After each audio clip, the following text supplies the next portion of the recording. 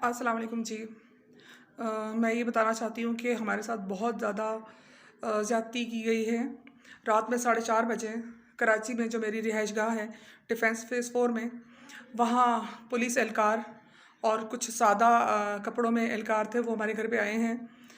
और मेरे घर पे मेरी सास और मेरी नंद और मेरा ड्राइवर घर पे मौजूद था। मेरी सास की गुज़िश्ता 1 हफ़्ते से तबीयत ठीक नहीं थी और वो जो है हॉस्पिटल में एडमिट थी।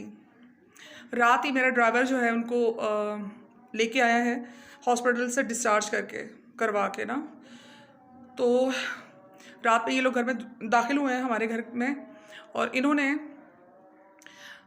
मेरे ड्राइवर को उठाया और मेरी गाड़ी जो मेरे घर के बाहर खड़ी हुई थी वो गाड़ी साथ ले गए हैं, मेरे ड्राइवर को ले गए हैं। और कुछ टाइम के बाद हमें पता चलता है कि मेरे ड्राइवर का इन्होंने मर्डर कर दिया है, कत्ल कर दिया है। और मैं ये पूछना चाहती हूँ तमाम इदारों से, एजेंसियों से कि ये कहाँ का इंसाफ है। अगर वो सराइकी था या वो गरीब था तो आप बिला वजह किसी भी इंसान की जान ले सकते हैं।